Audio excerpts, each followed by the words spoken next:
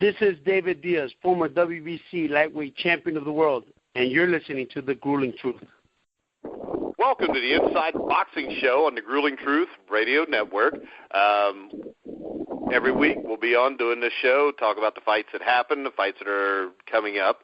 I'm your host, Mike Goodpaster. I want to welcome in my co-host, Jeremiah Preisser. That is right. Hey, how's it going? Glad to be here. Glad to talk about boxing. Excited for what the future brings.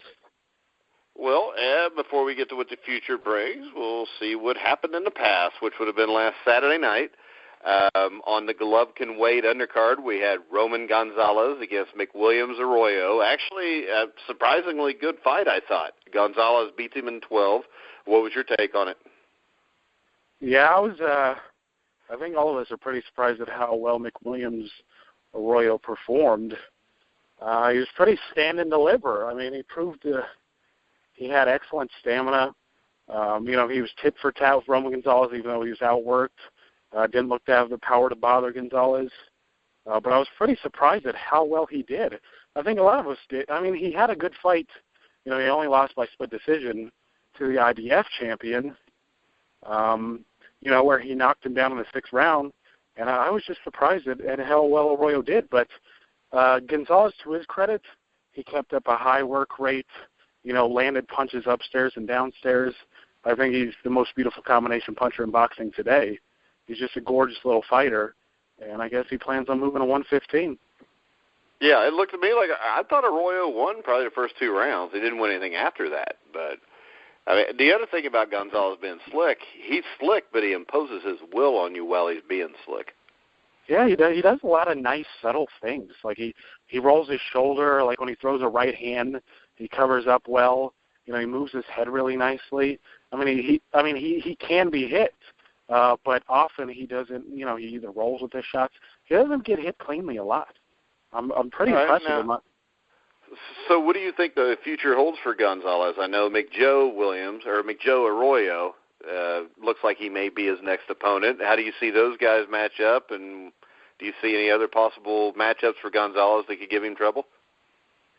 Yeah, McJoe is more of a slickster. He's not as much stand and trade as his brother McWilliams. But I think McJoe could give him a tough fight. The only problem is he doesn't throw as much punches. He tries to stick. He tries to move. He's got a great jab. But like his brother, he doesn't have great power. So I see him giving Gonzalez a good fight, but I don't see him staving off that offensive powerhouse, which is Gonzalez. The most intriguing bout to me, the most intriguing 2 bouts in my opinion, one being the Juan Estrada rematch. The first fight was very close. Some people even thought Estrada won. Estrada is an offense powerhouse himself. Good combination puncher, can hit a little bit. I think that's a very intriguing matchup. But from what I've read, Gonzalez seems to want to move up to 115. And to his credit, I love his ambition. And if he does choose to move up, I think Inoue, the Japanese fighter, only 9 professional bouts, but he looks like something special as well. I think that is probably his best fight at 115. And I would love to see it, but though I think if Inoue is smart, he will try to get a few more fights under his belt before taking on Gonzalez.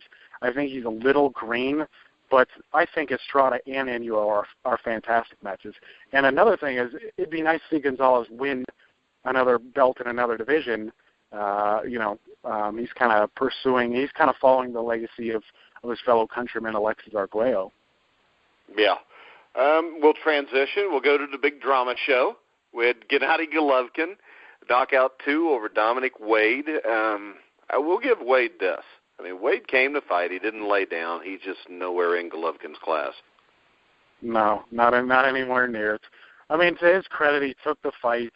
He talked a little shit before he got in the ring, like he's a thug.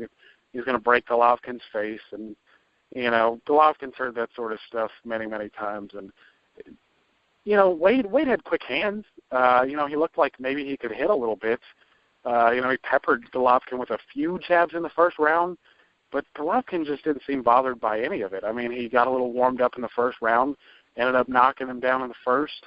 And then in the second, when he knocked him down, he knocked him down with a damn punch to the shoulder. That tells you what kind of power it tells you what kind of power we're dealing with in this guy. I mean, it's almost some of the stories I hear in the gym. It's almost like boxing folklore for this guy. But he knocked him down in the second, and after that, if I'm not mistaken, it looked like Golovkin told Wade, like, "Hey, let's work." You know, Golovkin he wanted a guy to come and fight, and so he let Wade punch him in the face a few times.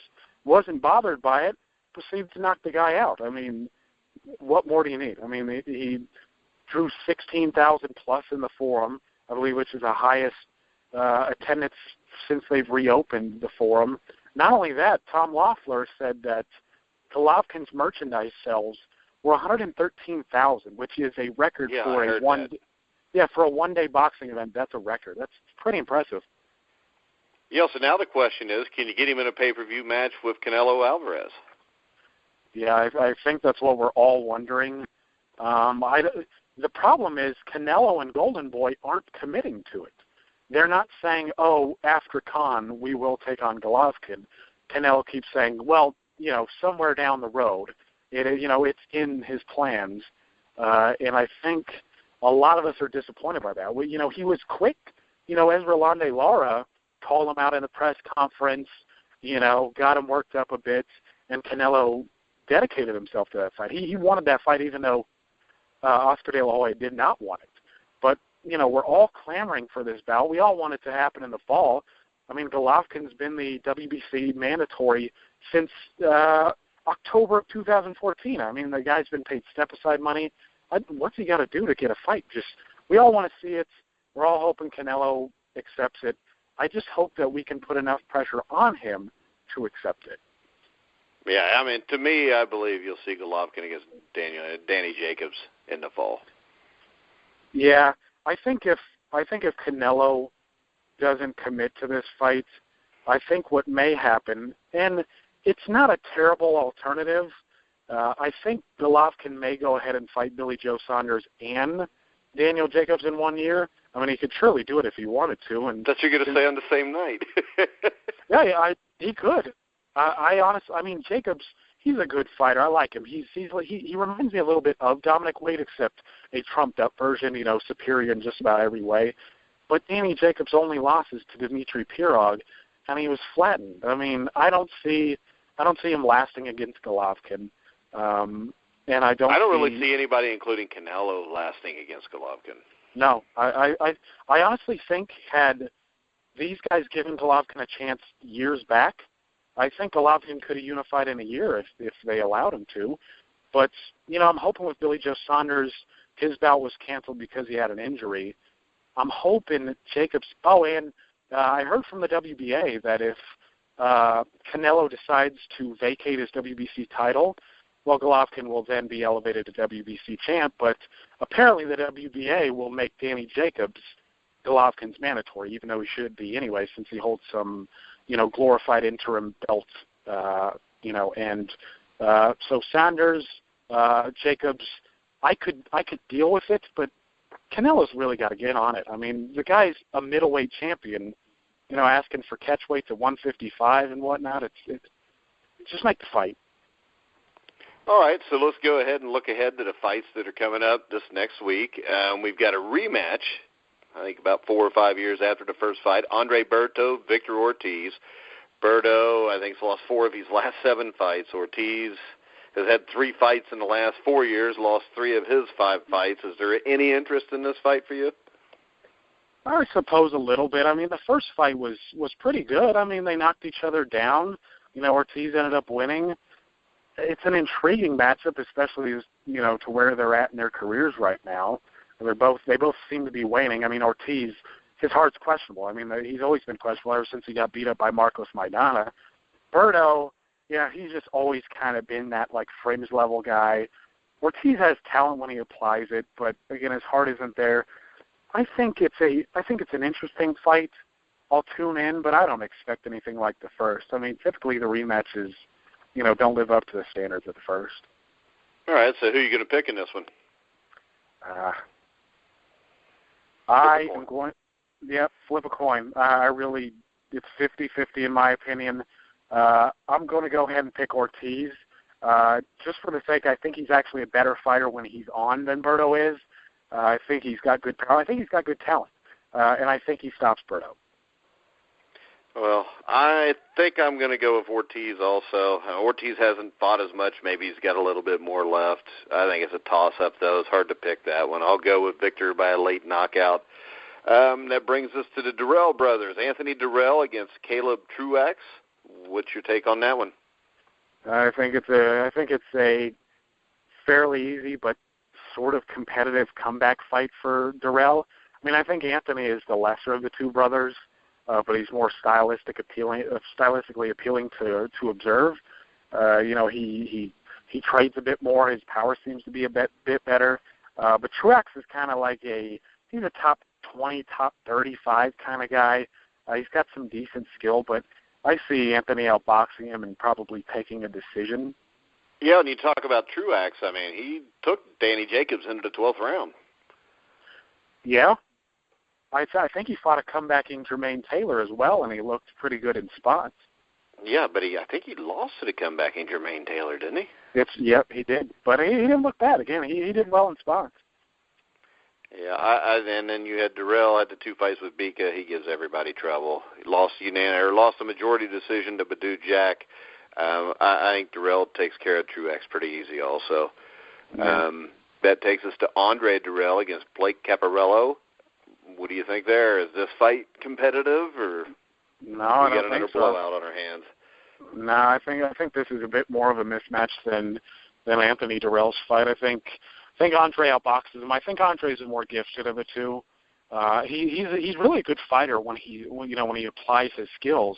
But like so many skillful American fighters, I don't know what it is. They just don't seem to be active. They're not applying what they have.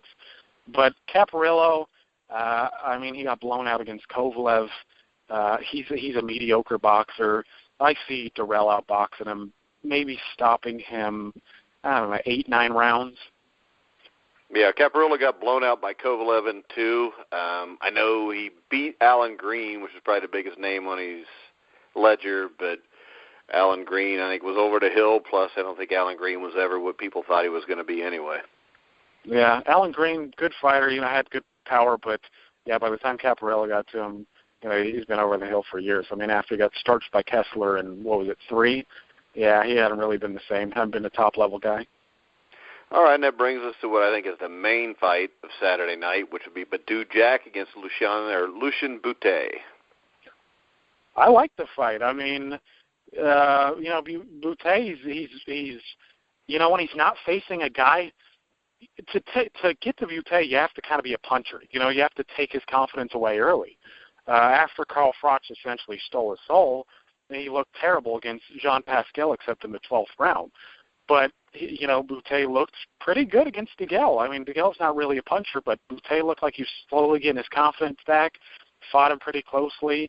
Badou Jack, he's looked fairly impressive lately, too. I mean, I was surprised that he beat Dirrell.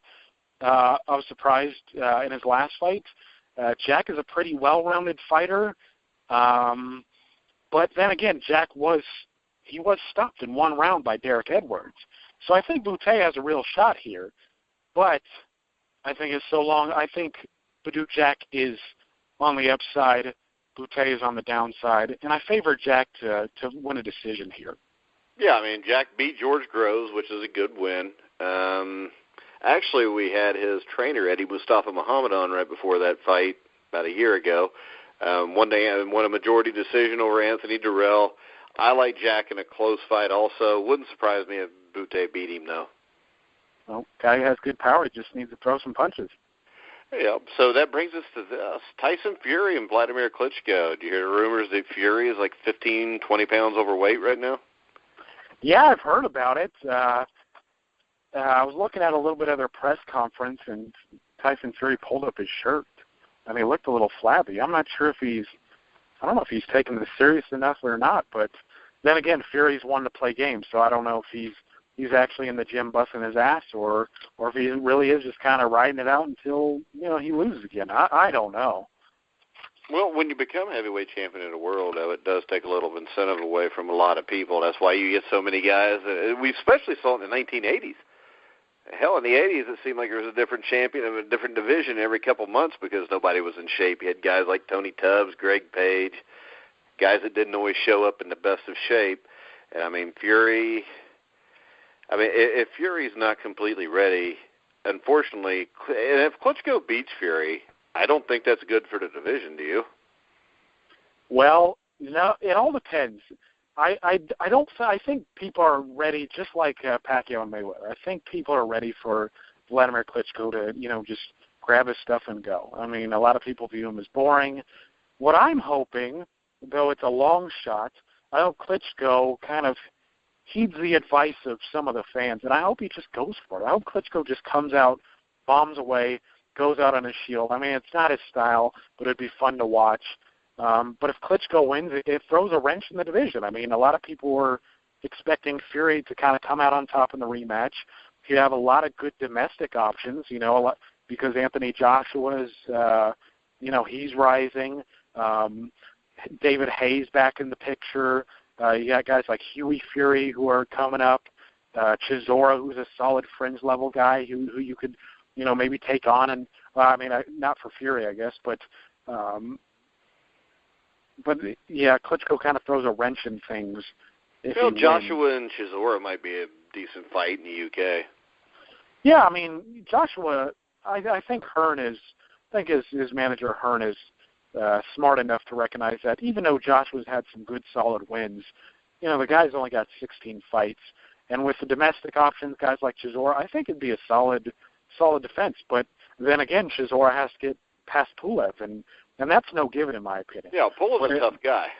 He is. I mean, he didn't look all that great against Klitschko, but I've seen him in some other stuff, and he had a real long amateur background, big guy. He's like 6'4", good jab, good technician.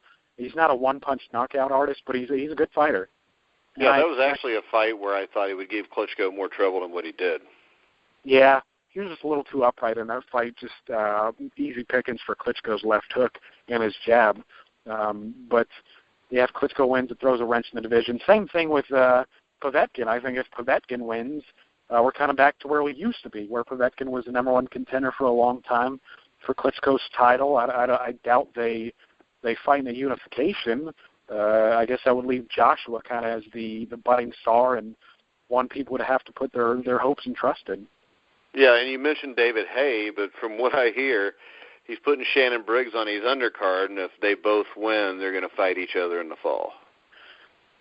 Well, I mean, Briggs, he's been barking like a dog for how many months now? I mean, he's been following Klitschko around, Yeah, he's made a complete ass out of himself. Yeah, he has, and all he really wants is a payday. I don't want any of the titleists to fight him. It's just he hasn't beaten anybody in the top 50 since since 2006. His last big win was in 2006 against Sergey Lahovich, and he was losing that fight. He had to come back, I believe, in the last round. Yeah, I think he lost like the first 11 rounds and then knocked Lahovich out with one punch in the 12th. Yeah, I mean he doesn't deserve a big payday. But if David Hay, if all he's doing is trying to get his bearings back and get some of the kinks out, I don't really care too much, but it is unfortunate to see Briggs. Yeah, but I think David Hayes just in that fight for a payday too then. Yeah. Yeah, well, I mean, the press conferences would be fun. I can say that. I don't know if they'll be fun or just disturbing, to tell you the truth. Yeah, Briggs has been, I don't know, maybe Briggs has been punched in the head too much. I mean, he took a severe beating against Klitschko. I don't know if that has him acting funny. When he was younger, George Foreman had hit him in the head a lot. Of course, he won the decision, but he shouldn't have. No, he had his head jabbed off in that fight. It was a horrible decision. Foreman lost to Schultz, but he beat Shannon Briggs, I thought. Yep, no, as did I. As did basically everybody I know. And then Lennox Lewis about beat him to death. That's probably where the brain damage started, was when he fought Lewis. Yeah. It actually might have started in the amateurs. I think he was started by who was it? Savon or Stevenson? Not real good with the amateurs. Felix Savon? Yeah, it would have had to have been Savon, I think, because Stevenson was Stevenson's last Olympics, I think, was 1984. Yeah. Of course, as old as Briggs is, he might have been fighting back in. Maybe. I think he's close to 50. But he's 40-something. I don't know. He brags about how good a shape he's in, but when he's beating up club-level fighters and bragging about it. Well, just because you're not fat and you got some muscles don't mean you're in shape. No, but that's, hey, at his age and as a heavyweight, that says a little something. I mean, look at all these guys like Areola and who's Ruiz Jr. A lot of these guys just don't look like they're putting in the effort. Yeah, because, that was the heavyweights a few years back. I don't think any of them did. At least the ones today try to look halfway decent. But yeah. Now, if we could get a really good heavyweight fight, it'd be nice. But yep. All righty, well, we're going to go ahead and wrap the show up. Make sure that you check us out at grillingtruth.net. Follow us at Twitter at grillingtruth. Spreaker, Stitcher, iTunes, Google Music. Make sure you check us out there. Next week, we will review the fights we just talked about, the Badou Jack-Lucian Bute, the rest of those guys. We'll preview the fights from next week. Plus, we will also have a special guest. We'll have Kermit Cintron, the former welterweight champion of the world, who actually fights next Friday night. We're going to do the show on Thursday, so the day before his comeback fight, we'll have him on to talk about his upcoming fight and where he sees his comeback leading. But, Jeremiah, you got any final words? I do. So there was an Australian prospect named Jeff Horn who fought last night, odd it being a Wednesday, but he fought Randall Bailey, one of the biggest 140 pounds. Yeah, Bailey's actually on a comeback now. Well, now it's stopped. This prospect, Jeff Horn, I wrote an article about him a while back, and his father actually contacted me, thanking me for the piece, and he's a really generous guy. And I just want to say, hey, good job to Jeff Horn. Good solid win. I hope he keeps rising, and he'll be a welterweight contender here soon enough. Well, let's get him to call in. Hey, maybe I should. Yeah, I'll send him a message, see what I can do. Yeah, send him a message, see if we get him on the week after next. All right, sounds good to me. All right, so make sure you check us out every week, Inside Boxing Weekly. Hit us up, grillingtruth.net. So for Jeremiah Preisser, I'm Mike Goodpaster. You've been listening to The Grueling Truth, where the legends speak.